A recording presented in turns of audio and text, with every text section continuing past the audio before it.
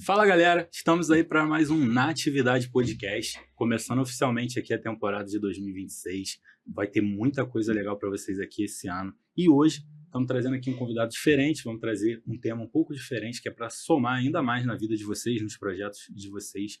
Hoje a gente vai estar falando aqui um pouco sobre a nova reforma tributária, como impacta o microempreendedor, como impacta o cara que é autônomo, psicólogos, a gente vai tratar bastante aqui sobre o que muda para profissionais da área da saúde, principalmente para psicólogos, que é uma ênfase que a gente gosta de trazer aqui para vocês. E para falar sobre isso aqui hoje, ninguém melhor que o cara que é um amigo, uma referência, o cara é muito bom. Nunca vi alguém estudar tanto, sair em tantos lugares ao mesmo tempo. Eu estou aqui com o Gil Batista. Muito obrigado, meu irmão, por aceitar esse convite, por estar aqui hoje e poder somar com a galera aí com o seu conhecimento. Prazer, Hugo, estar aqui, seu amigo querido, e falar aqui desse tema que a gente vem debatendo muito na contabilidade, que é a maior mudança do sistema tributário dos últimos 60 anos. Realmente está mudando muita coisa para a gente, até para nós contadores é algo novo, né? Nós estamos saindo de um regime tributário, indo para outro, então muitas coisas vão impactar, principalmente no preço do consumo, porque essa reforma está sendo chamada de reforma do consumo, porque vai impactar mais nos preços finais. E vamos aí bater esse papo hoje. Cara, muito bom. E para poder introduzir aqui, né, para a galera, quem é o Gil Batista? Ele é um dos líderes, né, dentro da empresa Controltech, que é uma empresa familiar que ele está dando seguimento agora. Cara, formação é o que mais tem, mas vai trazer um pouquinho do que ele tem. Um MBA em Lideranças Estratégicas, MBA em IFRS, que são normas internacionais de contabilidade, certo? Membro da Contabilidade Consultiva, membro da ABERT e membro do Sind Jovem. Então, um cara que tem um currículo extenso e pode muito somar aqui com a gente aqui hoje. Cara, vamos lá. Para a gente poder dar início a esse assunto, como você já até, acho que foi perfeito a sua introdução, o Brasil ele já é conhecido como um país que tributa muito sobre consumo. E na prática, assim, trazendo pontos práticos, como é essa mudança? Qual o ponto principal da reforma tributária agora? O que vai mudar no consumo do brasileiro? Vamos lá. Ela vem impactando principalmente formas de tributos. Alguns tributos vão ser substituídos por novos. Nós estamos falando de 4 principais tributos hoje, que é o PIS, COFINS, ISS e ICMS, que vão ser substituídos pelo CBS e IBS. O consumo vai ser tributado na parte final. Por exemplo, hoje tem muita guerra fiscal de estados que dão benefícios para garantir empresas nos seus estados. Porque o imposto eu pago onde eu produzo. Então, esse impacto, que é um dos principais que vai ser na reforma tributária, que é a reforma do consumo, eu vou pagar meu imposto onde meu produto for consumido. Caramba. O que é isso na prática? Na Bahia, por exemplo, estou lá produzindo refrigerante na Bahia. O Brasil todo vai consumir, então ele vai pagar o imposto onde o produto dele for consumido. Se mudou para Minas Gerais, vai pagar o imposto em Minas Gerais. Pagou em São Paulo, imposto em São Paulo. Então, eles estão trazendo uma regra tributária, que é do imposto do consumo no destino, que vai ser consumido, que é um dos principais itens do consumo. Rapaz, então isso muda muita coisa, porque até, não sei se eu curto, eu gosto de assistir aquele programa Shark Tank, já viu? E eu lembro de um episódio muito claro assim com o Apolinário, ele quer investir num projeto, numa empresa, e ele fala, eu só invisto se a gente levar essa empresa para produzir no estado X, porque tem melhores opções fiscais, né? A carga tributária menor, então acaba que com esses novos impostos, pode ser que muitas empresas estejam até talvez mudando ali sua localidade, talvez fique um pouco mais, como é que eu posso dizer assim, indiferente o lugar que ela está produzindo. Sim, porque além dessa forma de consumo, os benefícios fiscais na reforma tributária vão ser extintos. Em 2020, porque a reforma tributária é uma transição, né? Começa em 2027, mas na verdade já começou em 2026, nós vamos falar um pouquinho depois disso, e acaba em 2032, que é o último ano. Mas os benefícios fiscais começam a ser reduzidos em 2029. Ou seja, eu tenho só 2 anos de benefício fiscal aí, 100%. Então as empresas já começaram a se movimentar, fazer estudos onde ela vai ficar, porque envolve logística, envolve mercado, mão de obra. Então, já começaram a fazer esses estudos, porque não vale mais a pena eu levar minha indústria para fabricar em um lugar, por causa de um benefício que eu não vou ter na reforma tributária. Exato. E dependendo da empresa for muito grande, o projeto fabril dela é muito extenso para começar a se movimentar daqui a 2, 3 anos. Então, essa parte de benefícios fiscais, que é uma guerra fiscal que vai acabar, com estados, né? Porque um vai ter um ICMS menor, outro estado vai ter um benefício melhor e tal. Isso vai acabar, porque vão acabar todos os benefícios fiscais. Só vai ficar a Zona Franca de Manaus, porque está na Constituição. É o único que vai manter. E fora isso, as empresas já começaram a se movimentar. Então, lá no escritório mesmo, já tem empresas contratando esse planejamento para quê? onde ela vende mais para levar o plano de saúde dela para lá. Caramba, cara. Então, como você falou, algumas mudanças já vieram em 2026, já estão acontecendo, né? A gente vai entrar sobre isso aqui, mas as empresas, principalmente de grande porte, elas precisam se preparar agora, não pode esperar chegar. E na sua visão, assim, sobre as mudanças que estão chegando a partir desse ano, a partir do ano que vem, qual é o principal ponto, talvez assim, o ponto-chave que o empreendedor ele precisa estar de olho? Tipo assim, cara, isso aqui eu não posso deixar para depois. Se eu deixar para depois, eu posso me enrolar. Qual o ponto-chave que você vê hoje assim na reforma que é ponto de atenção para 2026, no máximo início de 27? O primeiro ponto de 26 foi na verdade, a reforma tributária começou em 2025, que a gente fala. Porque os sistemas já tinham que ser parametrizados em janeiro de 26. Ou seja, o IBS e o CBS, eles não são cobrados ainda. Mas na nova reforma tributária, eles têm que aparecer nas notas fiscais em 2026. Ou seja, a Receita fala comigo que a reforma só começa em 27. Mas já quer os impostos sendo sacados na nota em 2026. E eu não posso fazer em 2026, já comecei em 25, olhar sistema. Então já começou nesse início de prazo. Começou com o novo portal de diagnóstico eletrônico, começou em janeiro de 26, que é um padrão, que foi o nosso primeiro teste da reforma tributária. E no primeiro teste foi uma loucura no Brasil inteiro, ninguém emitia nota, travava, tem prefeitura que não está regularizada ainda. Então, é um processo que vai vindo, mas já começou com esses impactos. Principalmente, por exemplo, na reforma tributária, ele traz créditos tributários. Esses créditos tributários vai ser do que o meu cliente pagou de imposto, vai ser de acordo com o IVA dele, que tem redução, tem outras particularidades, mas as empresas já começaram a estudar quais créditos elas vão tomar em 2027. Ou seja, eu vou ter que ficar 2026 olhando no fornecedor, para quando chegar janeiro de 27, quando começar a reforma tributária, eu saber quando que eu vou ter de crédito que eu vou poder aproveitar. Ou se tem algum fornecedor que não me dá crédito, eu vou ter que trocar ele, eu vou ter que chamar ele para conversar. O Simples Nacional, por exemplo, ele vai ser tratado de uma forma diferenciada. Porque o imposto é do que pagar. E o Simples Nacional é imposto reduzido. Mas ele pode ser a opção de ser um Simples Nacional chamado regular, que ele paga o IBS e CBS por fora. Você vai pagar 2 guias. Ou seja, impacta no Simples Financeiro. E ele tem que fazer essa opção em setembro de 26. Ou seja, a reforma tributária não começa em 27, ela já começou... Começou bem antes. Começou bem antes. Você precisa se adequar. Eu anotei algumas coisas aqui, conforme você foi falando, né, para te perguntar. A primeira, você citou nota fiscal. Agora, todo mundo é obrigado a emitir nota fiscal. Como é que ficou essa questão da nota fiscal eletrônica? Todo mundo é obrigado a emitir nota fiscal eletrônica. MEI também, Simples Nacional. Quem prestar serviço, obrigatoriamente emitir nota fiscal. E pelo portal fiscal eletrônico.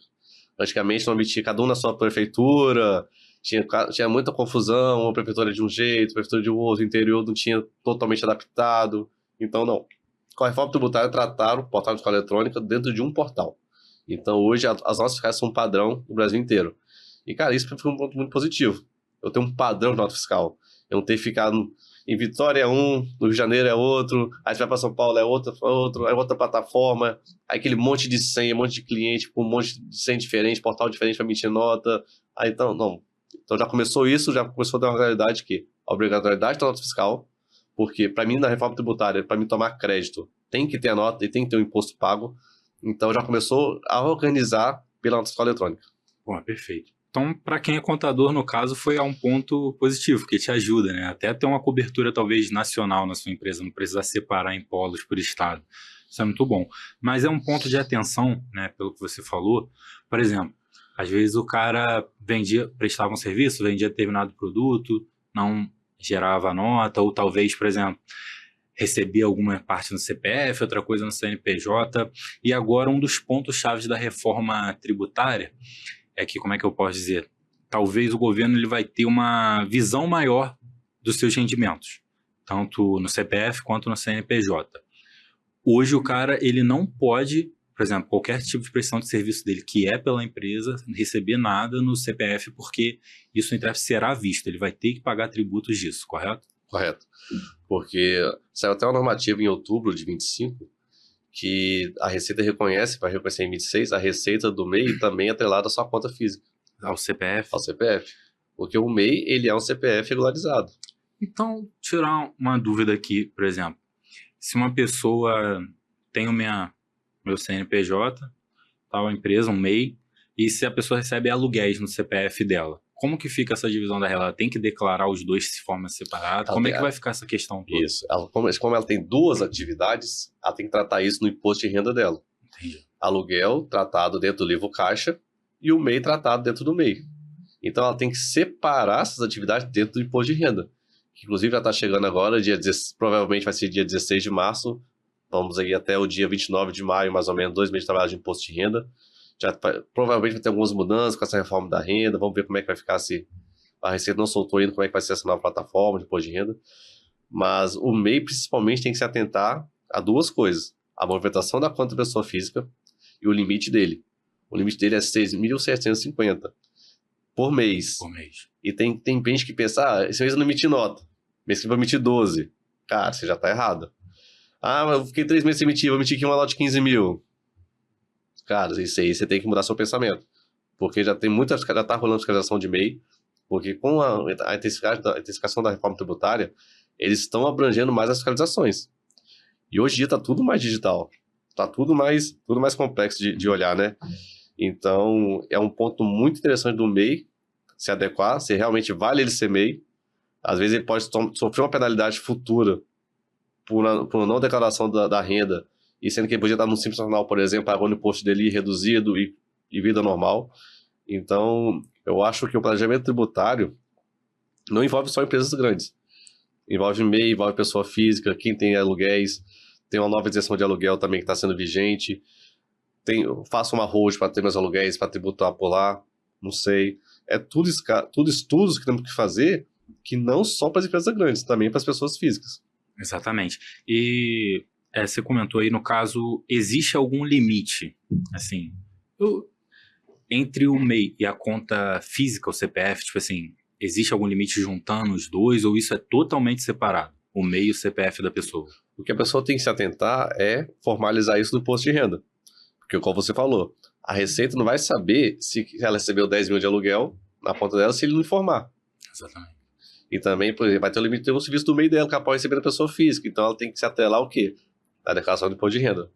Receita Federal, tá aqui em janeiro eu recebi tanto de aluguel, meu livro caixa, paguei tanto de imposto aqui, bonitinho, certinho. Essa aqui é a minha receita do mês, esse mês deu 5 mil, do outro mês deu 4. Então, ela tem que fazer o quê? A Receita futuramente já vai ter isso. Eu estou para te falar que já sabe os valores de movimentação da conta. Então, se você não se antecipar e informar para a Receita, você corre menos risco. E como é que vai ficar essa questão que você trouxe no MEI, por exemplo, ele tem um limite mensal. Mas existem certos tipos de serviços que eles são sazonais. Sei lá, vou dar um exemplo aqui aleatório. O cara que instala ar-condicionado. Talvez no período frio ele não trabalhe tanto. Mas às vezes chega no período de calor ele recebe mais demanda de instalação, de manutenção. E aí, por exemplo, no período que está frio ele teve uma renda de R$1.000. Mas no período de calor, no outro mês, a renda foi 12 mil. Implica algo no MEI ou a única relevância é que no final do ano não ultrapasse o limite que dá uns 70, tantos 81. Mil, 81 mil? Não, implica, porque é mensal. É mensal também. Esse caso, compensa ele abrir o Simples Nacional. Simples Nacional. Porque, cara, ele pode correr isso não ser fiscalizado. A gente sabe como é que essas coisas acontecem no Brasil, mas ele pode ser penalizado também. Se escolhido do mês, você fazer recolhido retroativo, com multa e juros. Você vai ficar um cargo muito mais pesado, uma pessoa que está começando agora, pode sofrer uma penalidade do CPF dele e poder trabalhar mais. Ou até quitar essa dívida, né? Então, eu acho que é estudo, ele procurar uma contabilidade, esse aqui é meu serviço, quanto que eu pago por mês, quanto que ao longo do ano tem essa projeção de faturamento, quanto que você me indica. Tem escritórios personalizados em MEI, tem escritórios personalizados em Simples Nacional. Então, eu acho que o cara sentar na mesa com o contador e debater mesmo.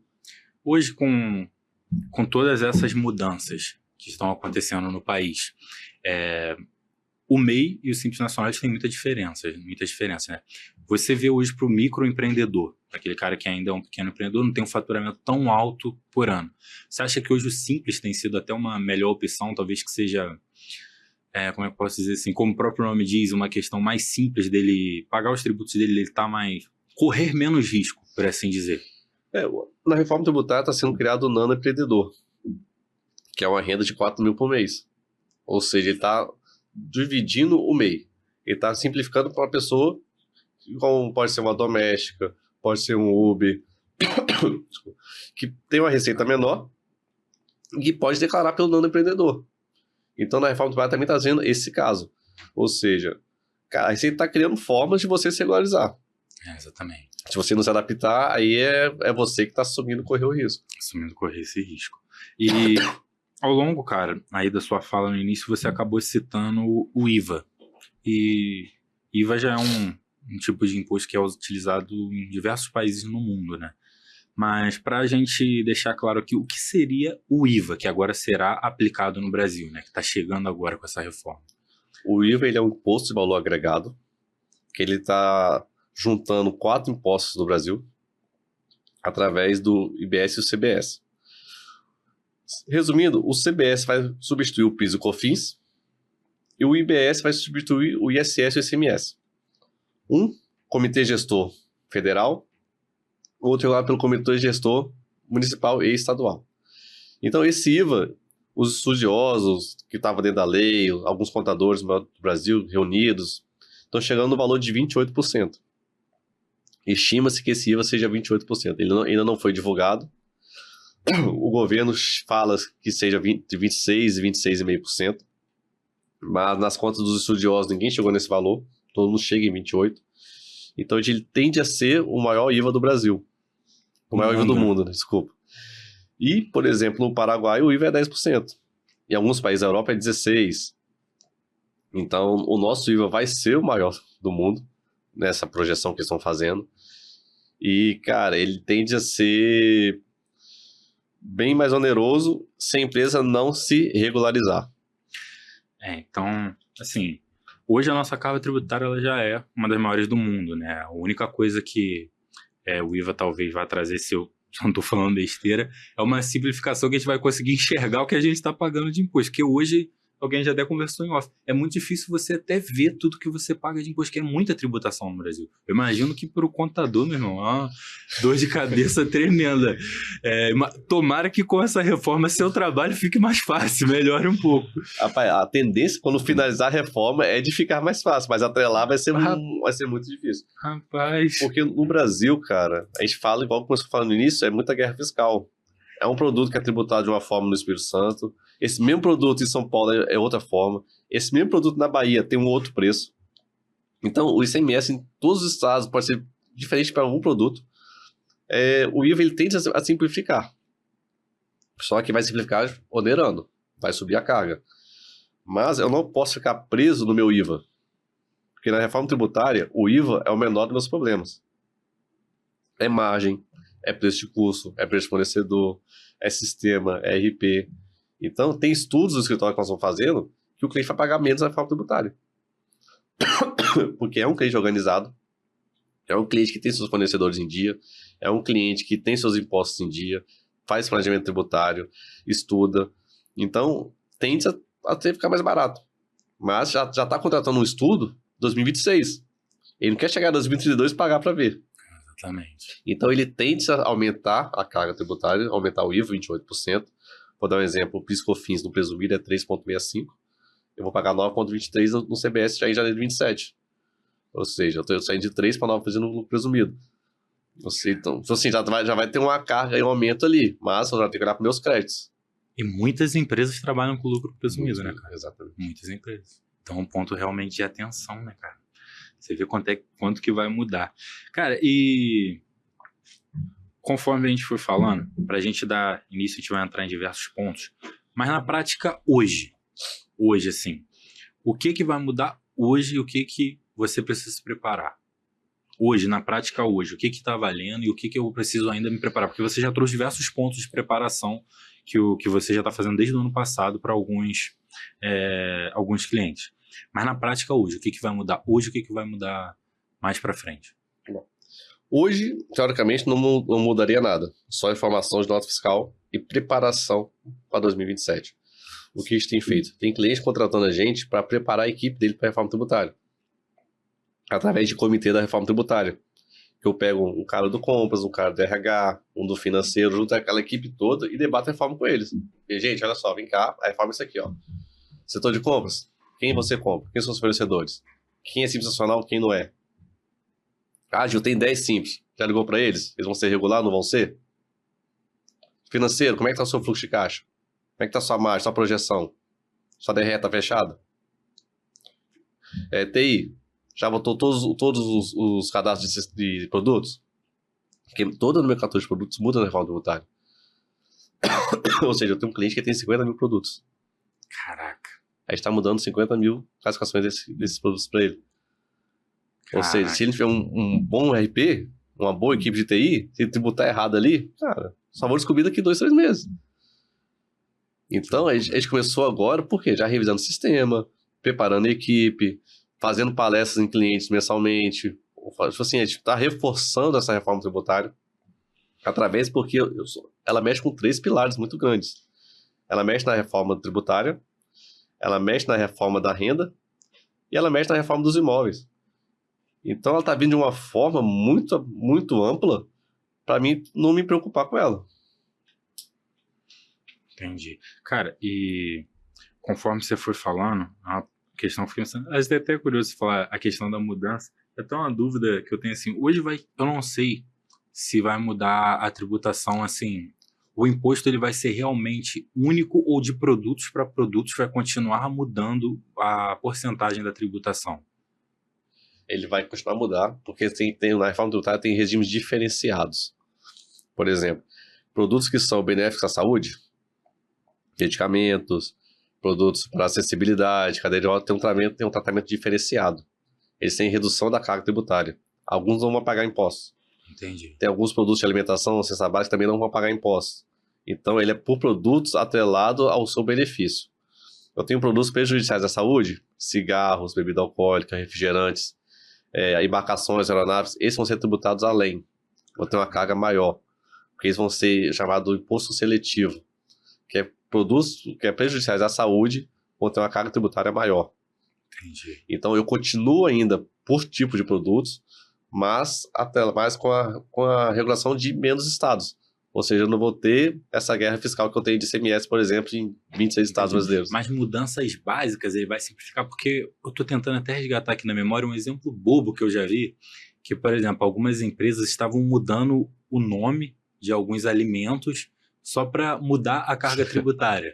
Sim. Antes existia, sei lá, eu realmente não me recordo o produto em cima. Por exemplo, a empresa produz biscoito, mas em vez de biscoito ela vai botar... O bombom foi um dos principais, cara. O bombom depois virou wafer. Então, isso aí que eu tava perguntando, porque gerava uma mudança na carga tributária por causa disso. Agora ainda vai existir, isso acabou, agora isso vai ficar vão ser classificados, todos os produtos vão ser classificados pelo CS-TRIB, igual é classificado hoje, e vai ser essa nomenclatura para esses produtos. Entendi. Eu não vou ter porque brigava de estado para estado. Então até nessa questão vai ser mais fácil de visualizar, né? Isso, você vai ter lá, porque hoje em dia, quando você chega no meu produto, você chega no produto com imposto, porque ele é por dentro. Na reforma tributária, ele vai ser pago por fora. Então, quando tiver a notinha lá do produto, vai estar produto, quando deu de IVA, então você vai enxergar quando você está pagando de imposto mais claro. É tipo, só para tirar uma dúvida, claro. Por exemplo, eu sei que, acho que nos Estados Unidos eu acho que é assim. Por exemplo, você tem o valor do produto, aí às vezes na hora de comprar, você paga mais X% que seria o valor do imposto sobre aquele produto. Hoje no Brasil a gente vai conseguir visualizar dessa maneira, tipo assim, sei lá, essa caneta, o imposto sobre ela é 10%. Vou chegar na loja, sei lá, a caneta custa R$3, eu tenho 10% de imposto. Quando você for chegar a comprar os produtos, finalizar a reforma tributária, você vai ter lá na notinha fiscal, caneta, tantos, IVA de tanto, produto. Pô, bacana, isso aí pelo menos vai ajudar a gente a visualizar o que a gente paga, né? Porque hoje a gente compra uns produtos e a gente não faz a mínima ideia do quanto a gente está pagando de imposto. Tem produto que chega a ter 34% de imposto. Caramba, é muito alto. É muito alto. Cara, e você estava trazendo um ponto relevante. A gente sabe que isso já acontece no Brasil há muitos anos, e eu acho que com a reforma tributária, quem não se preparar vai acontecer muito, que é a empresa fechando por complicações fiscais, complicações tributárias. Qual é o risco, tipo assim, para o cara que ele não se preparar para 27? O que pode acontecer, por exemplo, se o cara deixar de recolher alguns impostos no ano que vem, se ele deixar de emitir notas, qual é o risco real para a saúde daquela empresa se o cara não começar uma adaptação agora na reforma tributária? Porque em 27, cara, na reforma tributária, eu esqueço a palavra crédito tributário. Ela vira crédito financeiro. Então, eu tenho para mim ter crédito abater do meu imposto, tem que ter documento fiscal e meu cliente tem que ter pago o imposto dele. O que é isso na prática? Por exemplo, você me contratou como contador. Eu emiti a nota fiscal para você. Se eu não paguei meu imposto, você não vai tomar crédito. Caramba. Na reforma tributária, da aprovação assistida, isso vai ser bem mais claro de visualizar. Eu vou fazer o QR Code, vou fazer o pagamento, você vai falar assim, ó, não foi pago o imposto. Na reforma tributária vai ser mais claro de ver. Mas nesse período de transição, não tem como a gente saber, porque ele está ainda em teste. O que eu vou ter que fazer? Fulano, cara, dá uma cópia do seu imposto pago. Aí pensa, o cara estava com dificuldade, não se preparou, não pagou o imposto dele. O que ele vai fazer? Não vai comprar dele mais. Então, muito fornecedor pode acabar quebrando, perdendo o cliente se não se preparar, né? Exatamente. Então, o Simples Nacional é um dos mais complicados, porque sabe que Simples Nacional, o cara fatura pouco, não tem um fluxo de caixa muito grande. Então, pensa que ele tem que pagar o CBS por fora. Ele vai ter que ter um fluxo de caixa maior para atender determinados clientes. Então, o Simples Nacional, às vezes, vai ter cliente que ele não vai conseguir atender. Porque o cliente vai assim, cara, eu quero que você seja regular. Cara, eu não consigo te atender porque meu fluxo de caixa não permite. Então ele pode perder receita. Ou ele se preparar, preparar um fluxo de caixa agora no financeiro para na reforma tributária, não, eu aguento te pagar uns 2, 3 meses, vamos embora. E o meu contador me preparou, me ajudou aqui, eu consigo ser um regular, te dar o crédito cheio, pode continuar comprando de mim. Caramba, então hoje a questão é que não depende mais nem de você, agora depende também do terceiro, do cara que você está comprando para você ter esse crédito. O governo transferiu mais uma responsabilidade para nós consumidores. Caraca. Clientes, empresários, para quê? Isso que é complicado, né? Você ter responsabilidade. Mas essa questão, você acha que na questão do crédito tributário, por ser algo que o governo vai ter uma visualização maior, para quem seguir a risca, ele seguir a linha certinho, vai ter algum benefício a mais nesse crédito tributário? Mudou para crédito financeiro, né? Você falou. Vai ter algo a mais nesse crédito financeiro ou continua a mesma coisa, só ficou, entre aspas, mais complicado para você obter esse benefício? Na verdade, o crédito financeiro ele vai ser mais visto, porque a Receita vai saber quem tem crédito para poder atrelar e quem não pagou o imposto dela. Mas eu acho que os créditos financeiros vão ser mais fáceis de ser controlados. Porque a gente vive hoje uma apuração, por exemplo, que eu posso me acreditar de uma nota e o cliente não pagou o imposto dele e o governo foi lesado também nessa parte. Porque deu um crédito, o cara não pagou o imposto e vida que segue. Então eu acho que essa forma vai ser mais regularizada, vai ser mais... Na verdade, vai deixar o mercado mais correto. Entendi. Vai deixar o mercado mais formal. E quem que trabalha errado, quem não gosta de pagar seu imposto, quem faz essas coisas, realmente a tendência é sair do mercado. Acabou o jeitinho brasileiro agora, tem que seguir a risca. E você comentou, só para simplificar para quem está assistindo e talvez não tenha esse conhecimento, o que seria o IBS e o CBS? O que seriam esses impostos? O CBS está substituindo o PIS e o COFINS. Ele vai ser regulado pelo Comitê Gestor de CBS, pela Receita Federal, que é o governo federal que controla os impostos federais. Ele começa em 27, já valendo, e vai acompanhar a transição com o IBS. O IBS ele é o imposto de estados e prefeituras. Ele substitui o ISS e o ICMS. E tem um comitê gestor regulatório também, entre estados e prefeituras dentro do mesmo comitê. Vamos fazer um acordo ali entre eles. Ele começa em transição em 29. Então, esses dois impostos vai substituir os outros 4, que vão ser regulados pelo IVA. Isso vai mudar alguma questão do repasse das prefeituras e estados para o nacional? Ou essa questão... Muda o contrário, muda o repasse para as prefeituras. Caramba! Porque agora ela pede o ISS, que é a maior arrecadação da prefeitura, é o ISS, ela pede esse poder. E as prefeituras também já estão se preparando para a reforma tributária. Porque elas vão ser feito um coeficiente de valor durante 2026, 2025, com conhecimento do que ela arrecadou, para poder atrelar isso ao IBS. Ou seja, a gente está fazendo trabalho com prefeitura, que tem prefeitura que entrega declaração zerada. Não tem receita de determinado período. E se a receita é zerada, o índice dela é baixo. Caramba. E é a coisa mais normal do mundo. Tem muitas prefeituras com erros fiscais. Cara, eu já acho essa questão... Eu realmente é algo que eu não entendo muito, mas eu já acho essa questão dos impostos hoje, como funciona essa arrecadação das prefeituras, do estadual para o federal, uma coisa assim muito complicada, porque as prefeituras dos estados, para quem não tem uma noção hoje do que é o ISS-ICMS, as prefeituras dos estados eles ficam com muito pouco, né?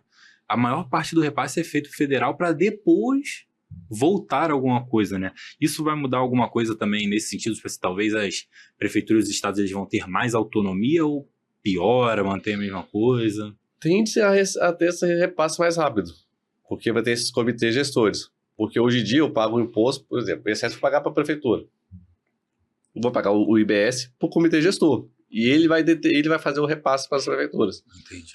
Mas a prefeitura, por exemplo, se ela não se adaptar também, ela vai ter o índice dela lá embaixo. E esse índice vai ser... Caramba. Então, a gente tem pego prefeitura com declarações zeradas.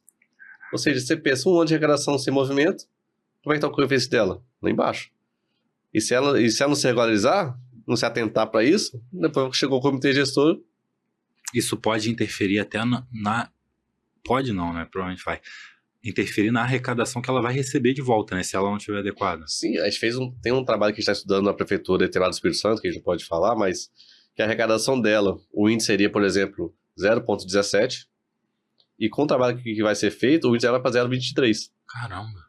Senão Uma diferença de 6 pontos. Exatamente. É muita coisa. E coisa de arrecadação zerada, coisa que ela não estava enxergando. Então, as prefeituras também estão fazendo o seu papel com a reforma tributária. Todo mundo está se movimentando. Prefeitura, empresa, pessoa física, tem a reforma da renda vindo, que mexe no imposto de renda. Então, a reforma tributária foi o que eu falei, ela está mexendo em todos os pilares. Cara, isso é muito importante. E pro contador, cara, como é que fica isso? Não, assim, eu digo pro contador que não se atualizar. O cara tá fora do mercado. Tá. Porque é muita complicação, muita mudança, cara. Não se atualizar, por exemplo, é mão de obra, é sistema, é software, é IA.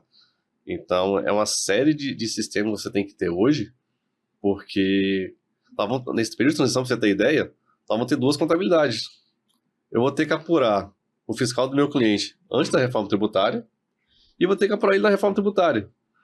Eu vou ter que fazer uma contabilidade antes da reforma tributária e a contabilidade da reforma tributária. Caraca. E eu sou responsável pelos últimos 5 anos dele. Eita. Ou seja, acabar em 2033, mas se eu retroagir, 2028, eu tô lá fazendo ainda. Então, 27, por exemplo, vou estar fazendo um pouquinho de reforma tributária ou outro. Eu vou ficar nesse período de transição com 2 contabilidades.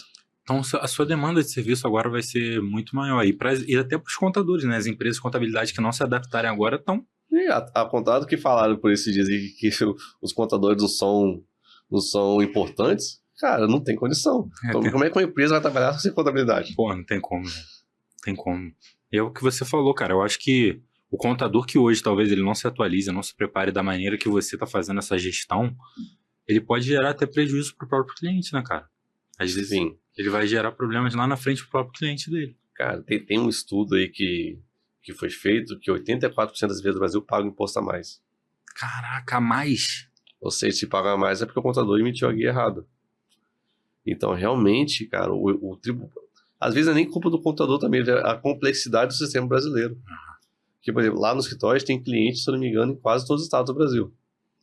Ou seja, a gente tem que se atualizar em 26 legislações de ICMS. Fora as prefeituras, que eu não estou nem falando de prefeitura aqui, cada uma tem sua prefeitura. Aí você vai emitir uma nota para a prefeitura, você vai descobrir que lá é de uma forma. Você vai lá que lá o ISS é 2, hoje o ISS aqui é 5. Aí o meu cliente, eu quero ISS 2, precisa procurar o cliente, onde ele vai colocar a empresa dele, que vai ter um ISS mais barato. Então, a complexidade da contabilidade ela é muito grande no nosso tributário. Então, com a apuração assistida, com a reforma tributária, a gente defende muito porque tende a simplificar, tende a organizar. Só que a gente está numa incerteza jurídica de como vai ser feito isso, uma incerteza de sistemas de como vai ser feito isso. E no primeiro teste da nota fiscal já travou. Então, pensa como é que vai ser uma apuração eletrônica, como é que vai ser isso aí. Então, assim, essas são nossas incertezas, como é que vai ser essa transição. Mas que a reforma tributária está sendo bem desenhada, está sendo bem estudada, está sendo bem feita. Mas nossas incertezas são essas.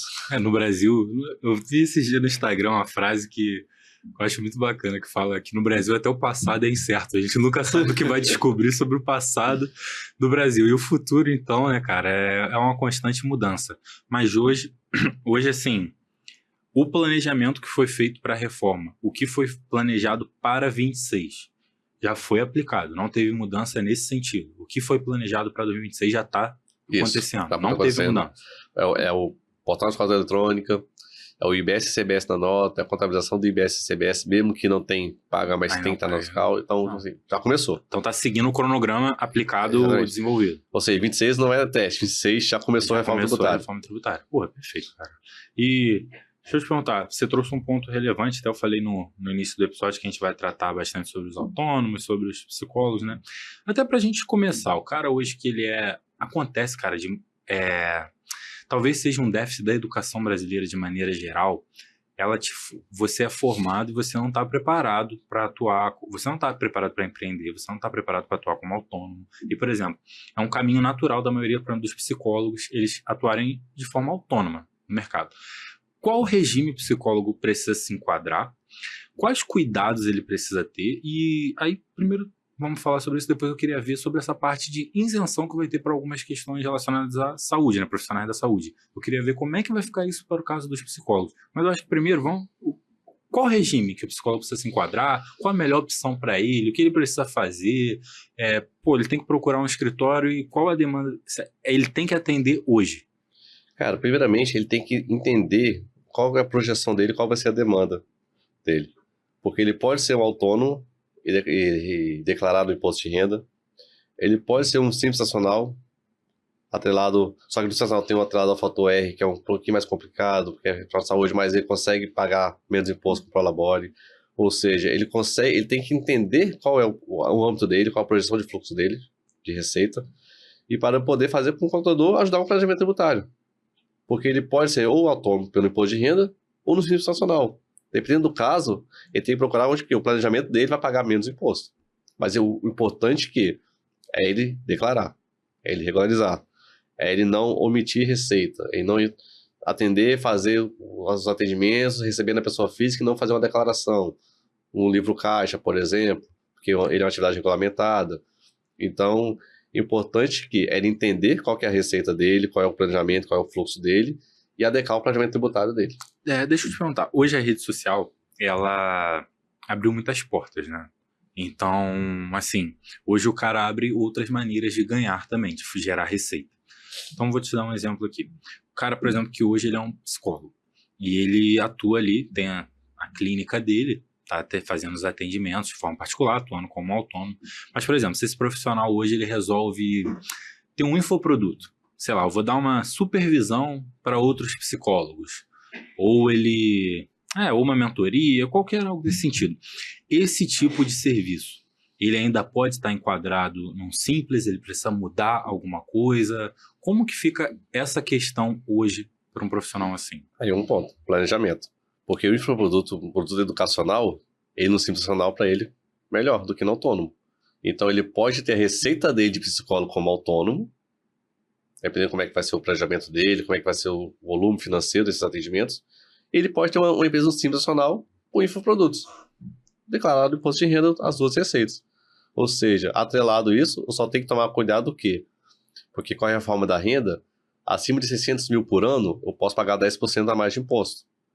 Então, se dá 54 mil por mês, mais ou menos, 50 mil por mês, eu tenho que estar preparado para isso, dá 50 mil por mês. Eu tenho que preparar com isso.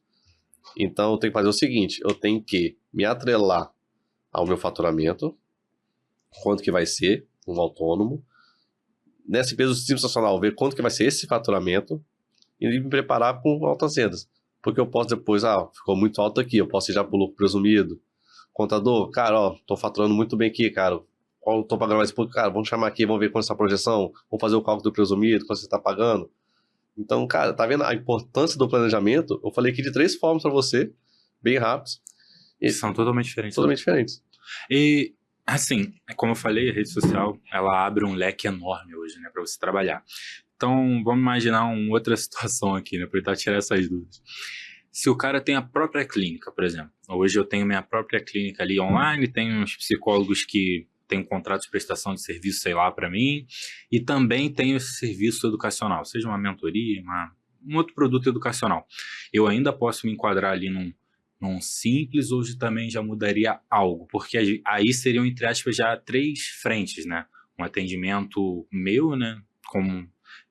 Não como autônomo, mas tô falando, eu atuando como profissional, uma clínica, que eu tenho outros profissionais atrelados a mim, e o terceiro ponto, sei lá, um programa educacional. Isso ainda eu posso me enquadrar ali, tá usando CPF, CNPJ num simples, ou já muda a questão, preciso ir para outro quadro? Você pode continuar sendo simples, você tem atrelado a porcentagem de administração. Porque quando você tem 2 empresas do Simples Nacional no seu nome como responsável, pode somar a receita e te excluir do Simples pelo faturamento. Entendi. Mas você com sócio, você não sendo responsável, só uma participação na sociedade, você pode se manter no Simples. Entendi. Ou seja, planejamento. É ver o que você quer fazer, qual vai ser o seu futuro, seu fluxo de caixa, quais são as atividades a serem realizadas e quem vai ser a sua sociedade. Isso você tem que fazer somado junto com o planejamento. Você pode continuar com 3 CNPJs diferentes, um de consultório, de psicólogo, um de infoprodutos, um você quer vender e-book, por exemplo, no digital. São linhas diferentes que você pode ser tratados, por CNPJs diferentes, cada um com o seu planejamento. Mas nessa questão do simples, você tem que se adequar para não somar faturamento. Entendi. No caso, assim, uma pergunta de leigo mesmo. O cara que ele tá atuando em 3 frentes, como você falou, sei lá, tem 3 CNPJs diferentes. Se o faturamento dele tiver alto, o que mudaria, o que seria melhor para ele, sei lá, uma holding? Tô andando de leigo mesmo. O que seria mais interessante para ele se ele tá tendo um faturamento relevante hoje? Aí pode ser uma holding operacional, uma empresa de participações controladora dessas empresas. Mas se ela for controlar, a empresa não pode ser do Simples. Tem que ser fora. Então, porque Simples não pode ser CNPJ de pessoa jurídica no quadro societário. Então, é crescimento da empresa dele. Ou manter uma no Simples, a holding das outras 2, ou ele pode levar as 3 fora do Simples. Por exemplo, no e-book, uma vez, dependendo do faturamento, eu tô lembrando de caso de cliente que não compensa ser Simples. Ele e-book está no presumido. Então, cara, tudo é caso a caso. O Brasil ele é muito complexo. Posso falar aqui de uma atividade para você e ter 3 regimes diferentes. Entendi. Pô, perfeito, cara. Trabalho extremamente complexo para você. Mas a questão do lucro presumido, você poderia explicar melhor como é que funciona hoje? Se eu quero enquadrar minha empresa nisso, como funciona essa questão hoje do lucro presumido e qual é a tributação que ele vai ter agora com a reforma tributária, com essas mudanças? Bom, hoje em dia, o lucro presumido, vou dar um exemplo do PiscoFins, ele paga 3,65 de PiscoFins. No Simples Nacional ele paga bem menos, reduzido. Com a reforma tributária eu vou pagar 9,23 no CBS. Eu já vou ter um aumento aí. O lucro real também eu vou ter esse aumento. Porque o CBS vai ser para as 2. E para o Simples regular também. O CBS vai ser os 3 regimes. Entendi. O lucro presumido, a alíquota dele é maior do que o Simples Nacional. Em algumas atividades. Porque o Simples você começa com 6%, vai subindo. O problema do Simples, que eu acho, que ele impede o empresário de crescer. Entendi. Porque quanto maior o faturamento, maior a alíquota. Aqui, o que ele pensa? Se eu faturar muito, eu vou pagar muito imposto. Então, o Simples Nacional, ele é para quem está começando a vida dele. Está começando ali, eu não entendo muito de imposto, eu vou entendendo mais ou menos como é que funciona. Passou um tempo, maturei minha cabeça, agora eu sou um empresário, vou pro lucro presumido. Melhorei ainda mais, minha empresa cresceu, estou melhorando, vou pro lucro real, que é o mais complexo. Eu acho que no Senac, lá em Vitória, tinha um curso muito bom, cara, que era contabilidade para não contadores. Eu acho que essa matéria poderia ter em todos os módulos de faculdade. Porque todo mundo podia sair da faculdade com uma visão básica da contabilidade. Pelo menos o regime tributário, onde eu vou me enquadrar. Vou dar o exemplo do Gabriel, nosso amigo. Gabriel, eu abri a empresa para ele, sabia nem emitir uma nota. Ele me ligava aqui, um dia fui mexer uma nota, de tecnologia, ele é psicólogo. Eu falei, pô, Gabriel, me ajuda, cara. Eu liguei pra ele, expliquei e tal. Hoje eu emito sozinho. Hoje ele me diz, cara, meu imposto veio tanto, por que isso aqui? Eu faturei só tanto. Então, hoje em dia, por exemplo, o Gabriel, ele já calcula o imposto dele lá, já baixa comigo de imposto. Já liga pra mim, poxa, Gil, caramba, eu vou receber tanto aqui no meu imposto de renda, cara, ó, já salvei pra você fazer meu imposto de renda dessa forma. Eu falei, pô, Gabriel, beleza, cara, isso aí. Então, a mentalidade, você tem que construir com a sua empresa, mentalidade de crescimento. E às vezes, muitas das vezes, o Simples impede isso. Eu chego com o cliente lá com o Simples Nacional, cara, eu não quero sair do Simples para pagar mais. Eu falei, não, você vai pagar menos. Ah, mas eu tenho que fazer isso. Tem, é mais complexo. Mas você prefere o quê? Fazer isso aqui, pagar menos ou continuar isso aqui ou não faturar? Cara, eu tava conversando isso com um amigo esses dias, cara. A gente tava conversando sobre algumas questões, assim, de um projeto que a gente tem. E aí eu falei com ele, não, tem a questão do limite do MEI, do Simples. Aí ele falou, não, a gente tem que tomar cuidado, irmão. Quanto mais imposto a gente pagar, eu tô feliz. Isso quer dizer que a gente tá faturando mais, pô. Tá preocupado com isso. É o que você falou. É porque muitas pessoas também começam com isso, negligenciar talvez um trabalho de um contador. Às vezes não que a pessoa não tenha, mas a pessoa faz de tudo para precisar o mínimo, Sim. porque ela não quer, ela considera que isso é um gasto, não um investimento na empresa dela, né? Então, realmente é uma questão que muda muito. E, cara, sobre o que eu falei anteriormente, essa reforma tributária, ela vai trazer algumas reduções e isenções para profissionais da área da saúde, algumas questões da área da saúde. Como que vai ficar isso na prática? Qual é a redução? Qual é a isenção? Quem vai ter direito? Quem não vai ter? O que entender? São tratados diferenciados de produtos de saúde e benefícios para a sociedade. O IVA, por exemplo, é 28%. A contabilidade vai ter redução de 30%. Contabilidade, advogado, alguns serviços não vão pagar 19%. Nosso IVA vai ser 19%. Psicólogo, médico, dentista vão ter redução de 60%. Vão pagar 11%. Caramba. Mas, por exemplo, hoje no Simples você pode pagar 8%, 9%. Entendi. Vai pagar 11%. Então vai pagar mais, na verdade, do que... Depende. Você pode ter seus créditos, pode pagar menos. Entendi. Tá vendo? Então, o IVA de alguns regimes vai ser reduzido. Então, de psicólogo tende a ser 11%. Se realmente for aprovado 28%. Aí, por exemplo, o que você vai ter que olhar? Se pensou, eu vou pagar mais, mas espera aí. Minha contabilidade é simulação ou é lucro real? Vou pagar um pouquinho mais para contabilidade maior e vou ter mais um crédito? Aluguéis vão ser tributados. Locação vai ser tributada. Essa questão. Então, aluguéis eles tendem a subir agora? Sim. Então, por exemplo, hoje o cara... tem uma questão relevante, né, que veio aqui agora. Dentro da psicologia, por exemplo, existe muita questão de sublocação. Por exemplo, eu tenho uma sala e eu tô no dia que eu não estou atendendo, eu estou sublocando ela para outras pessoas. Como fica essa declaração e a tributação? Sublocação vai ser tributada na locação. Vai ser tributada. Você vai pagar imposto. Se eu declarar ali certinho, ó. Porque você vai sublocar para uma empresa. Ou talvez para uma pessoa física, se o psicólogo atende como pessoa física. Ela vai querer nota. Vai ter nota de sublocação. Vai pagar imposto. Caramba, então vai aumentar. Tendem a subir. Tende a subir. E aí uma dúvida real. Por exemplo, o psicólogo hoje, você falou em questão de fornecedores. O psicólogo, entre aspas, a não ser que o cara trabalhe com, por exemplo, aplicação de teste e tal, ele não compra muitos fornecedores diretamente. Às vezes o cara tem alguns programas que ele assina ali para facilitar o trabalho dele, mas no geral não tem compra de produtos, estou falando assim de maneira geral. A não ser o cara que faça itens personalizados e tal. O cara que subloca uma sala, que subloca...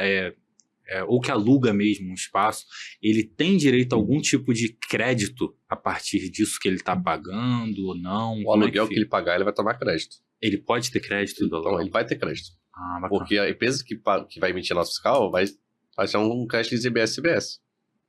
Pô, bacana. Isso então, é interessante. Talvez o aluguel, o contador vai te dar um crédito. Bacana. O maquinário, você comprar um notebook, um curso que você fizer. Tudo isso, então, também tem o crédito, ele é amplo. O crédito financeiro na reforma tributária, ele é amplo. Ele traz que ele aumentou minha base de débitos, que era serviço que não era tributado, a locação não era tributada no PIS/COFINS, tal, essas coisas. Tinha alguns produtos que não eram tributados e passaram a ser, mas também ela me deu crédito amplo, desde que a regrinha, que ele paga o imposto dele. É até bom a gente ter tocado nesse ponto que, no geral, como eu posso dizer, talvez esteja simplificado, mas talvez não mude tanto em questão de valores a serem pagos para hoje quem é profissional da área da saúde. Quem falou, tem uma diferença de antes era 8, vai ser 11, mas pode ter um abatimento. É até bom a gente tratar isso, porque senão as pessoas vão ficar assim, psicólogo tá pagando menos imposto, a sessão vai ficar mais barata, não é bem assim, né? Vai ter... Porque o seu custo vai subir. Exatamente. É igual o pessoal fala comigo. Cara, beleza, vou pagar menos imposto, então vou jogar meu preço vai ser menor? Eu falei, não, cara. Seu fornecedor, o que ele vai fazer? Ele não pode estar tão preparado, ele pode repassar o preço dele. Então, vai muito impactar o preço de custo. Por isso que a gente fala, é a reforma do consumo, vai impactar principalmente no preço final. E o Brasil já é um país conhecido pelo tributação Nosso tributário alto. E consumo, né, cara? Tudo que a gente paga é sobre o consumo. Eu vejo as pessoas, às vezes, tributando assim, falando, tem que taxar rico, tem que taxar não sei o que. Eu falo, gente, Brasil, quem paga mais imposto é pobre, cara. A gente paga imposto sobre consumo. E assim, é uma coisa, pelo menos a minha linha de pensamento, não sei se eu tô errado. Mas se a gente pega pra comparar, cara que ganha, sei lá, 3 mil reais. Cara, infelizmente, a gente tem que ser realista. No Brasil, você ganhar 3 mil reais não é nada, independente do lugar que você mora. Toda a sua renda vai para consumo. Toda a sua renda. Então, às vezes, o cara que ganha, sei lá, 30 mil, que ainda não é um... não sei se no Brasil já é super rico. Né? Super rico, eles consideram hoje 50 mil. 50 mil? Então, vamos botar 50. O cara que ganha 50, que é considerado um super rico no Brasil. Super rico no Brasil. Cara, se o cara tem uma boa administração ali do dinheiro dele, não é todo o dinheiro dele que vai para consumo. Não. Então... Vai investir, vai fazer uma previdência, vai fazer uns investimentos. Então esse cara paga menos imposto que eu posso.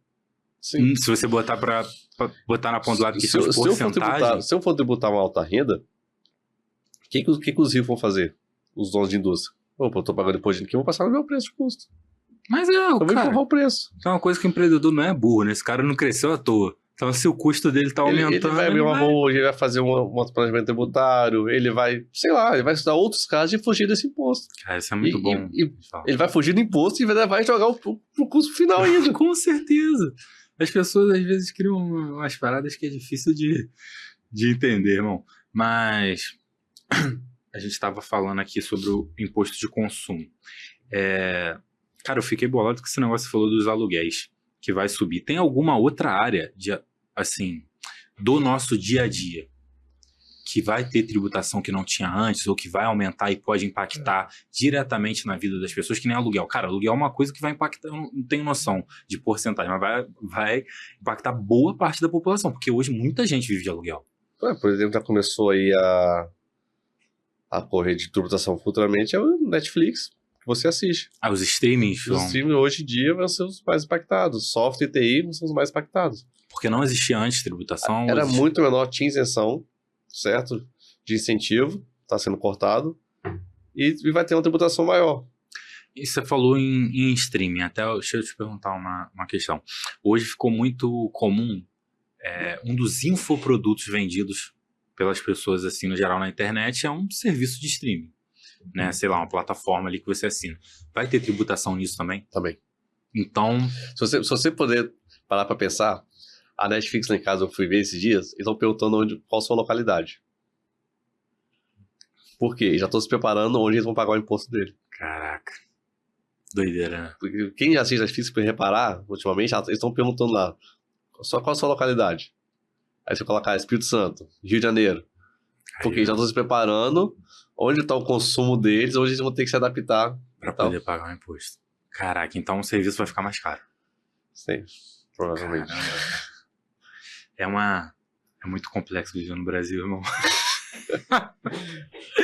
Mas vamos lá, voltando pro assunto dos psicólogos que a gente estava tratando, isso é muito bom. Hoje, psicólogo, então, a gente conversou um pouco sobre o tributo que ele vai pagar, os regimes que a gente tem que estar. Só para deixar muito claro aqui uma orientação. Hoje o cara que é psicólogo está atuando como autônomo. Qual a orientação que você dá para ele nesse primeiro ponto? Ou o cara que é simples, o que ele precisa estar atento, o que ele precisa mudar? Porque aqui no podcast eu tenho muitas pessoas que consomem o nosso conteúdo que são psicólogos, estudantes de psicologia. Então esse tema é relevante de se falar. O que você acha que esse cara ele precisa ter atenção assim para esse ano? O que ele já precisa mudar? O que ele precisa estar preparado aqui? Primeiramente, ver a carteira de cliente dele. Primeiro ponto. Eu tenho tantas pessoas físicas, eu tenho esse aqui é o meu limite, eu atendo pessoa jurídica, eu atendo clínica. Ele tem que saber quem são os principais clientes dele. Primeiro ponto. Segundo ponto, tem que saber a média de faturamento dele. Com esses dois pontos, cara, procurar um contador. Assim, meu amigo, olha só, cara, tô começando agora, tenho 3 atendimentos, recebo a pessoa física. Cara, faz um autônomo, faz um livro caixa, vai no imposto de renda. Declarar, cria o seu histórico financeiro, porque te ajuda com o banco, te ajuda com a Receita Federal, você cria o seu laço financeiro, já começa cedo, regularzinho, certinho. Porque as pessoas vão te pedir nota. Hoje em dia, o imposto de renda, por exemplo, desde o ano passado, ano retrasado, ele já é forma pré-preenchida, já é meio automático. Ou seja, já vem lá os gastos, deduções, receitas, já está vindo tudo mais simplificado. Então, as pessoas vão te pedir nota. Porque vai bater no imposto de renda dela. Então, começa agora, regularizado. Meus atendimentos de 26, a pessoa só vai declarar em 2027. Não chega em 27 pra você se preocupar, não, cara. Deixa pra depois. Isso aí, cara. E pra psicólogo é uma questão, cara, que é até complexo, porque o cara não tem como prever muito a renda dele. Sim. Porque às vezes o paciente tá esse mês que vem o cara não tá. E às vezes até o Gabriel tava conversando com ele. Ele, pô, irmão, tem mês que eu tô com X paciente, do outro mês todo mundo sumiu, cara. Ele falou pra mim final de ano. Cara, eu tava com tantos pacientes, agora não tem tantos, o mês que já voltou de novo. Gabriel, cara. Muda muito, né? Por mês, assim, vai mudando. Por isso que Mas você tem que fazer uma média. Você, com a média de projeção, você já consegue enquadrar. Entendi. O contador já consegue fazer uma projeção de Simples Nacional para ele, dos últimos 12 meses, porque o Simples seria atrelado aos últimos 12 meses. Então, o contador, com a média, já consegue fazer quanto vai ser de imposto, mais ou menos, até o final do ano. Pô, e em questão de IR, imposto de renda, é uma dúvida que eu tenho para você. Por exemplo, o cara que declarava, sei lá, o cara ganhava 4 mil reais. Ano passado ele declarava. Aí esse ano já vem isenção até 5 mil. É pro ano que vem? É pro ano que vem. É pro ano que vem? É pro ano que vem. Mas então, esse cara, ele tem que continuar declarando, ele só não vai pagar, ou ele pode deixar de declarar o imposto de renda dele? Tem que continuar declarando, porque o limite de rendimentos tributários declarados no ano passado era 28 mil, não sei qual vai ser essa norma agora, mas ele tem que continuar declarando. A isenção de pagar o imposto, mas não de não declarar. Entendi. Até porque, por exemplo, se ele compra um carro, como é que vai declarar que ele comprou aquele carro? Entendi. Comprou um imóvel, então onde que vem esse dinheiro? Então, na sua visão, assim, uma pergunta realmente de leigo. É porque eu vejo muitas pessoas hoje, cara, sei lá, o cara tá no início da trajetória dele ali de vida, tá começando, o cara tá ganhando salário mínimo, tá ganhando 2 mil reais. Às vezes essas pessoas não se preocupam em declarar o imposto de renda. É importante que a pessoa declare, não é bom deixar de declarar? É muito importante declarar, porque, vamos supor, a pessoa ganha 2.500, mas às vezes é uma pessoa muito controlada. Igual tá lá o dinheirinho dela. Abre a aplicação, o banco informa para a Receita quanto que essa pessoa tem. Quanto que rendeu. Às vezes rendeu um pouquinho, mas rendeu. Então, às vezes você não declara por quê? Não tem, eu não vou declarar porque eu não quero. É a opção sua. Minha opção, declara. Eu ganho 3 mil por mês, 2 mil. Declara lá 2 mil por mês, 3 mil por mês. Faz a sua avaliação patrimonial. Comprei uma moto aqui, ó. Declarei minha moto, porque as informações são cruzadas hoje em dia. Às vezes eu não tenho obrigação de declarar uma moto de 10 mil reais, mas eu posso declarar e fazer meu projeto certinho. Entendi. Criando meu histórico financeiro, criando meu lastro. E realmente é o que você falou, as informações são cruzadas, então o jeitinho brasileiro ele vai meio que acabar. Porque eu tô te falando essa pergunta, porque a situação que eu já passei, por exemplo, fui declarar um imposto de renda e mandei as informações pro contador, aí ele perguntou pra mim assim, comprou alguma coisa ano passado diferente e tal? Eu falei, comprei um carro. Aí ele perguntou, quer declarar? Tipo assim, opção, declara ou não. Hoje não pode dar esse mole. Tipo assim, você comprou um veículo, comprou alguma coisa, você não pode deixar de declarar. Eu nunca dou essa opção de se quer não. Cara, comprou um carro de Brasil, mas não é obrigatório. Por que não? Eu sei, mas por que não declarar? Até porque se você vender ele, você vai ter que declarar, né? Quem vai comprar esse carro futuramente vai declarar que comprou. Não, e você vai precisar declarar a venda, né? Entendeu? Se não entrou tipo assim, se o cara comprou o carro, declarou que comprou de você e você não declarou para a Receita que vendeu. Você pode trazer uma fiscalização para você. Cara, isso é muito forte, porque eu lembro, teve um lugar que eu morava, assim, eu alugava por uma imobiliária e tal, tudo certinho, não era nem coisa de boca não, porque às vezes de boca as pessoas não declaram mesmo, mas era com uma imobiliária, tudo certinho e tal, e uma vez o proprietário entrou em contato comigo e perguntou, pô, Hugo, tudo bem e tal? Deixa eu te perguntar, você declarou o seu aluguel no imposto de renda? Aí eu falei, caraca, eu nem lembro, que foi assim, um período meio distante. Aí eu falei, vou ver aqui o contador, porque ele... Não, porque se você declarou, tem que declarar, mas eu não queria declarar, não. Eu falei, pô... Porque se você declarar que pagou o aluguel, ele tem que declarar quem recebeu. Entendi. Senão dá uma divergência pra ele. Caraca, eu falei, pô, o cara... O brasileiro tem esse costume, Isso é né, normal, cara? em aluguel isso é normal. Ele quer O pessoal fugir. fala, na hora que eu chego lá, o aluguel, aí o pessoal assim... Cara, mas o cara que me alugou foi que não é pra declarar, não. Eu falei, então você dá um esporro no contador dele que é pra ir declarar. E pode gerar um... é o que você falou, se a pessoa não seguir correto, ela vai ter prejuízo, não é Sim. nem uma opção mais. Pode não ser agora, mas a Receita pode tirar pra você dos últimos 5 anos. Então você pode ter uma fiscalização aí daqui a 4 anos aí pra uma coisa pequena. Que doideira. Cara, depois profissionais, a gente falou muito de autônomo, microempreendedor aqui. MEI, o que tem de mudança pro MEI nessa reforma? Você falou a questão do nanoempreendedor, isso... O nanoempreendedor só vem dividir a renda para quem não ganha até 6.750 de prestação de serviço, declara 3, 4... É só uma nova nomenclatura? Só nomenclatura. Entendi. Mas o MEI não muda nada. Não o MEI continua com 81 mil, tinha projeto para subir para 100, mas não tem nada regularizado ainda, continua com 81 mil, a emitir nota fiscal dele certinho, declarar. Só saiu uma regulamentação em outubro do ano passado, só não sei a lei mais ou menos, que ele tem que atrelar a recebimento de pessoa física com a jurídica. E isso ele tem que se atentar. Obrigatório. Obrigatório. Declarar. Receita. Recebi aqui 10 mil por mês, mas do meu aluguel é pessoa física. Meu MEI é tanto por mês. Entendi. Tem a declaração do MEI que você faz todo ano. Então o MEI, ele tem que se adequar só com as declarações. Entendi. Então, no geral, o regime do MEI não vai ter mudança Não vai ter mudação. Perfeito. E, cara, deixa eu te perguntar, a reforma, cara, como a gente está conversando aqui, talvez as pessoas já tenham percebido, é muita mudança. Nossa. Muita coisa mudou. E hoje muita coisa, infelizmente, a internet ela gera muita coisa boa, muita coisa ruim. Então, muita desinformação acaba sendo gerada na internet. Na sua visão, cara, qual o maior erro que você tem acompanhado hoje das pessoas quando se trata de reforma tributária? Quando você vê as pessoas falando sobre, qual que você identifica, assim, na sua visão, o maior erro que você está vendo das pessoas falando sobre essa reforma? Cara, o maior erro, por incrível que pareça, é contador não acreditando na reforma tributária. Como assim? Você acha que... Tem contador que fala que vai mudar, que não vai passar. Que isso? Tem cliente que chega lá no escritório que fala assim, cliente novo chegou lá em janeiro, nós vamos conversar com ele.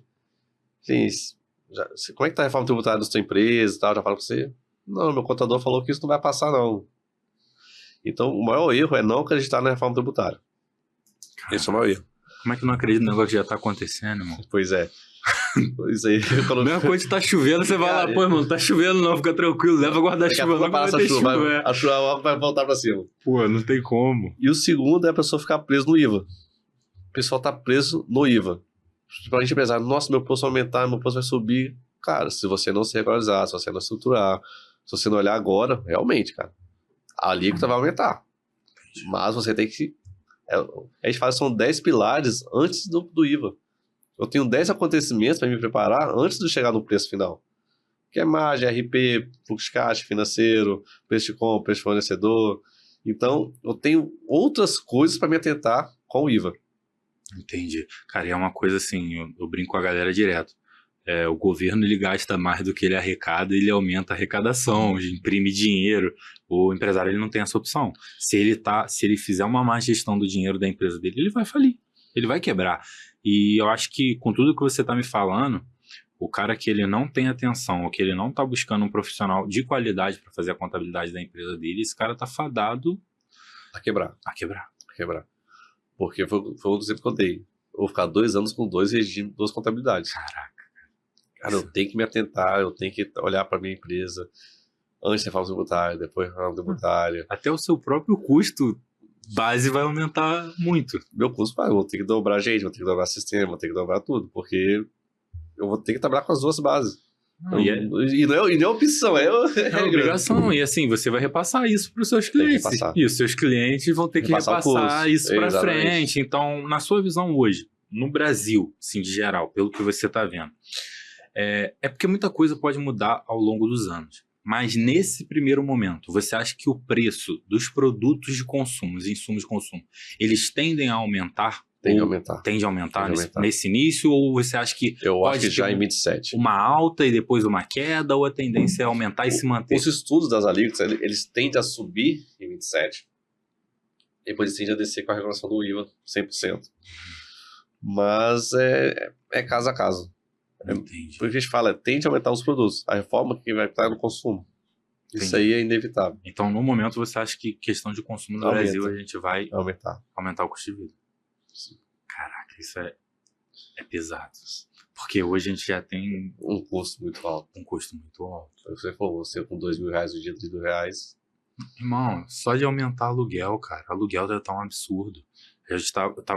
Eu olhando mesmo assim, por exemplo, aluguéis, eu tava falando, cara, às vezes você olha sei lá, uma kitnet, num bairro que nem é tão bom, tá 1.000 e tantos reais.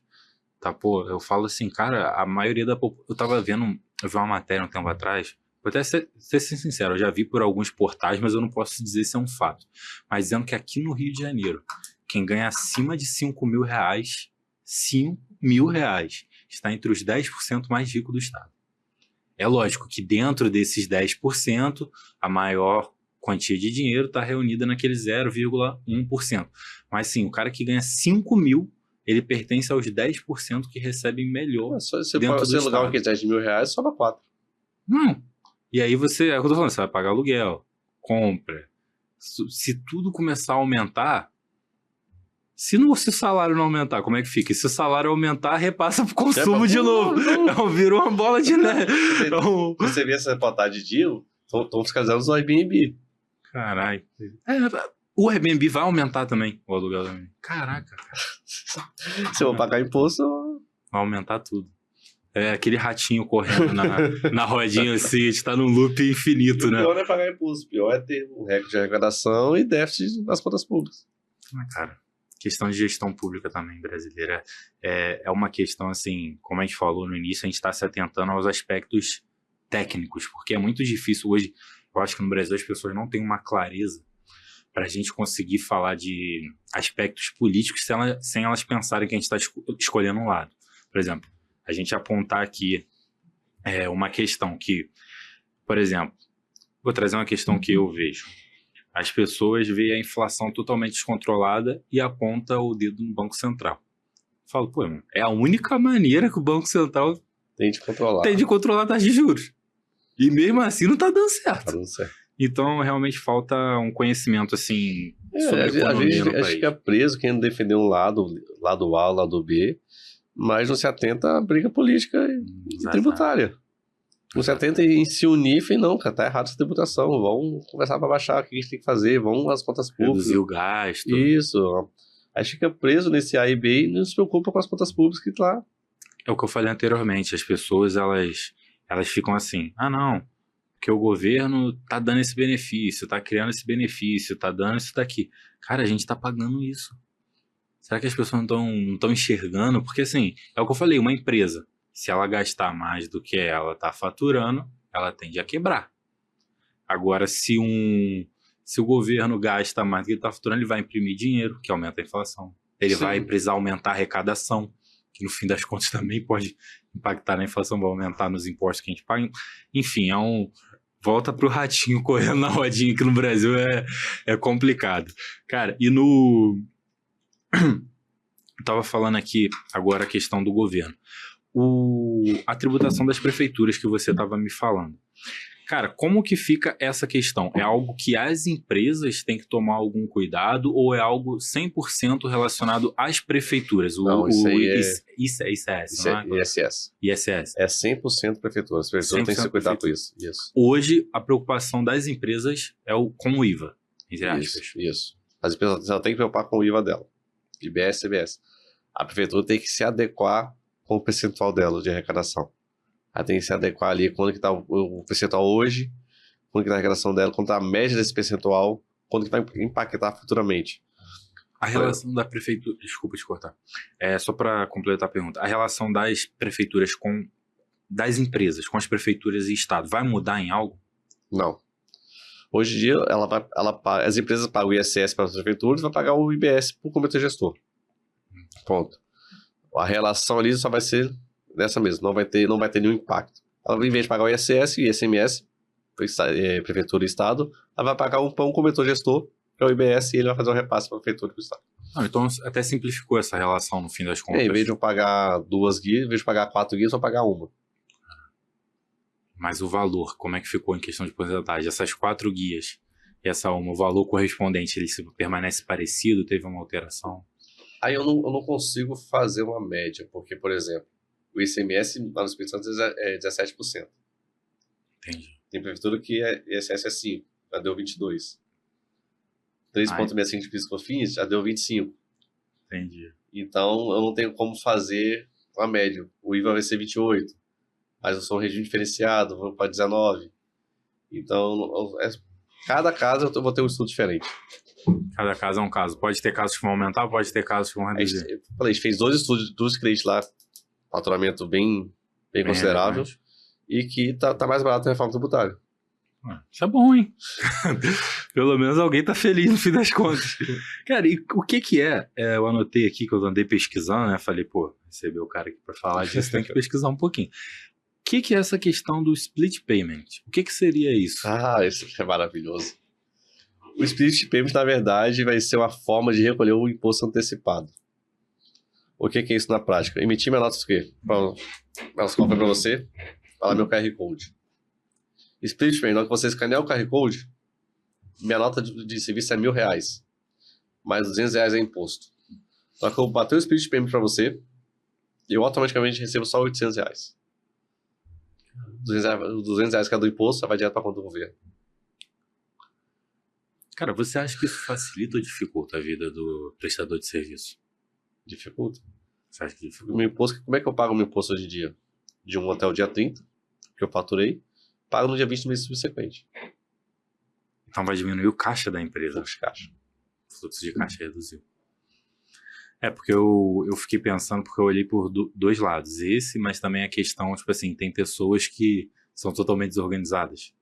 E aí, às vezes, Organização. faturou, mas aí não tem caixa para pagar o imposto. Mas... Outro ponto que impacta muito o split payment, por exemplo. Eu sou uma indústria de imóveis, você me contratou, cara, eu quero mandar fazer essa mesa aqui, Gil. Vou te mandar 10 mil antecipado, para você começar a mão de obra. Na hora que esses 10 mil bater na minha conta, eu já pago o imposto desses 10 mil antecipado também. Caraca, isso é uma pica, meu irmão. Aí quando eu for te entregar a mesa, você me pagar os outros 10 mil, vamos supor que seja 20 mil, eu vou pagar o restante do imposto. Caraca. Porque na reforma tributária é o que ocorrer primeiro. Ou entrou dinheiro ou emitir nota. Cacete, cara. Isso...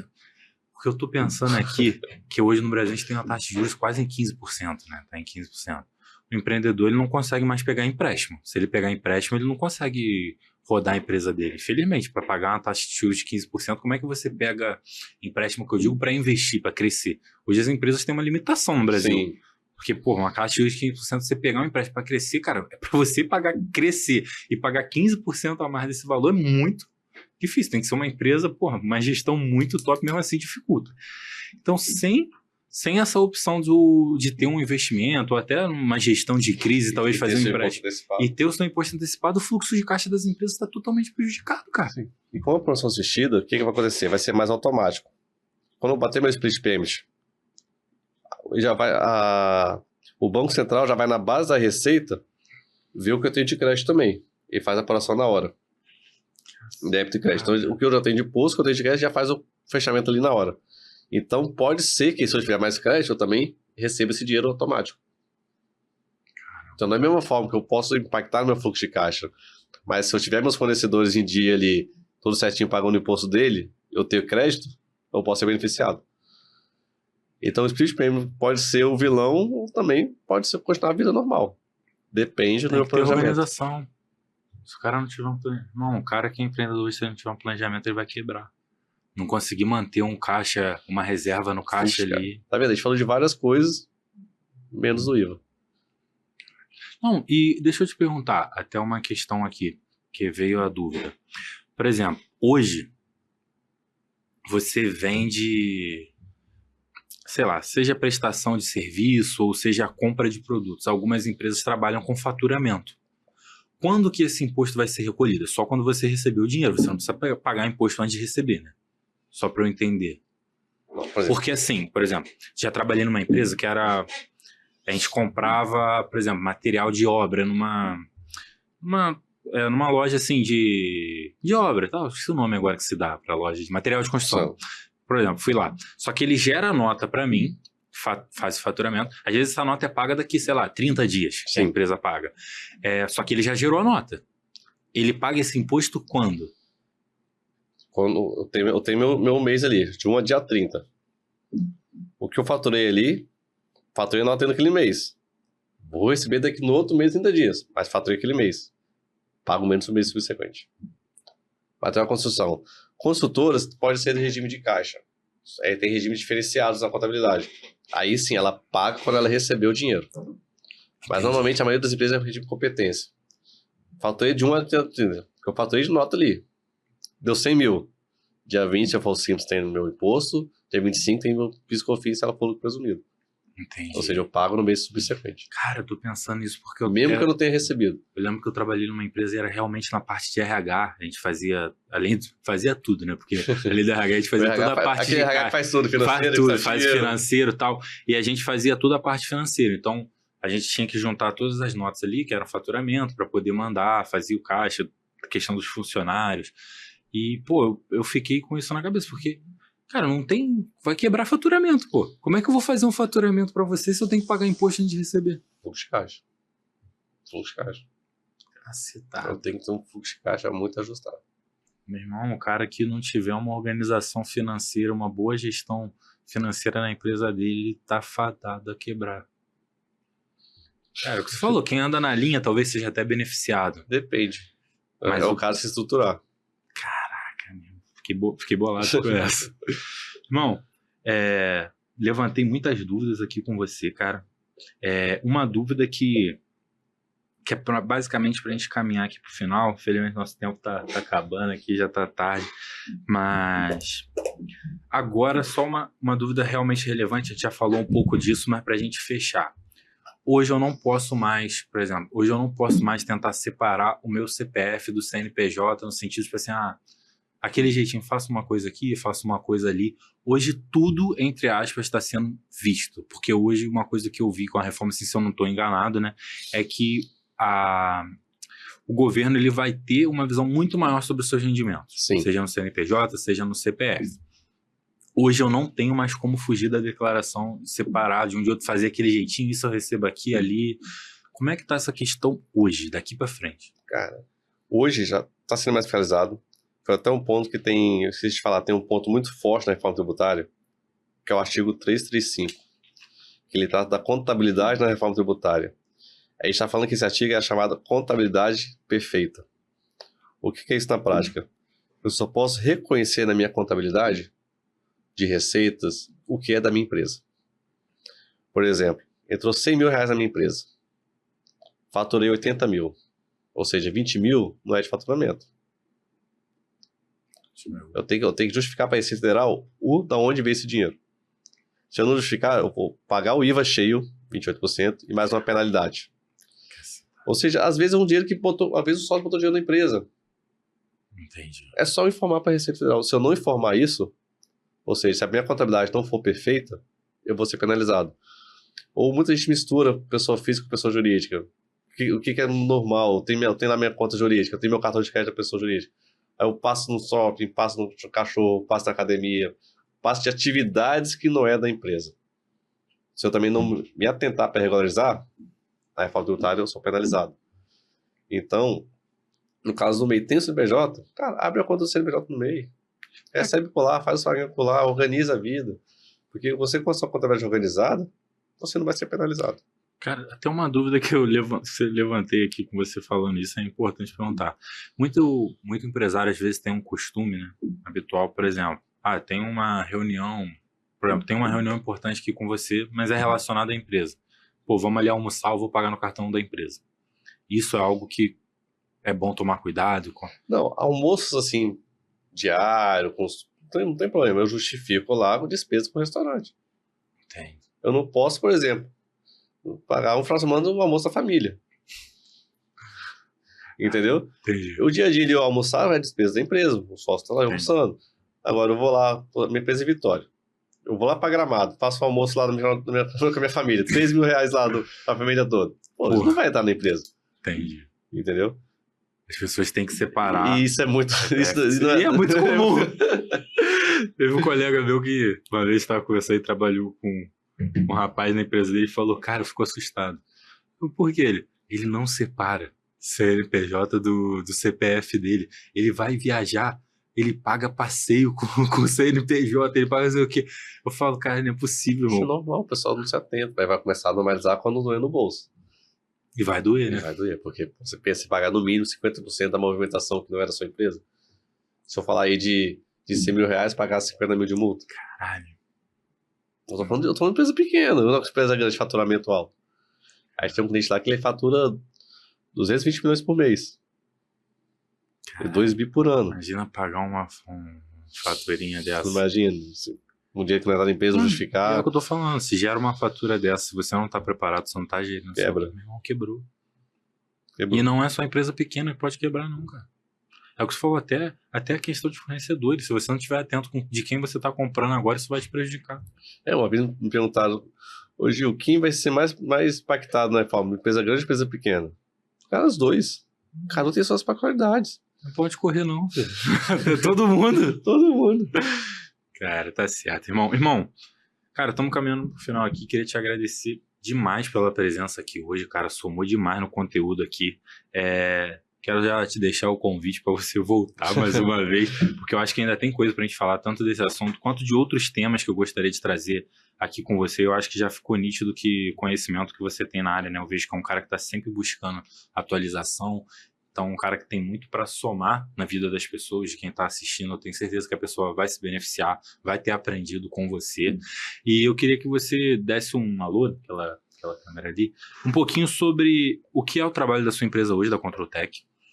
Qual o serviço que você atende hoje, como é que a pessoa faz para procurar você, se ela quiser ser atendido por você, quiser ser um cliente da sua empresa, e também se deixar seu Instagram, quem quiser acompanhar, que eu vejo que você tem postado também um conteúdo bacana, vídeo falando sobre a reforma tributária, e isso é um trabalho que é muito difícil você ver alguém divulgando informação séria, conteúdo técnico e sério na rede social, porque hoje em dia as pessoas só querem realmente polarizar, atacar de forma política, e realmente eu vejo que o seu conteúdo é uma parada que você traz os aspectos técnicos do que está acontecendo, então eu acho muito relevante, se você puder. Primeiro, obrigadão para agradecer, participar aí dessa podcast, espero poder ter contribuído.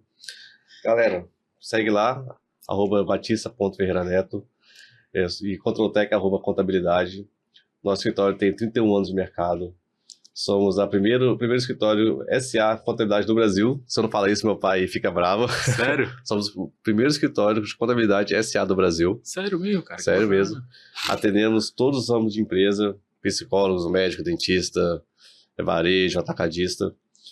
Trabalhando muito forte no imposto de renda. Tá chegando de agora, mês de março, imposto de renda. Não deixe para última hora, não deixe seu contador doido. Se precisar da nossa ajuda, entre em contato, a gente te ajuda no seu imposto de renda, que é muito importante.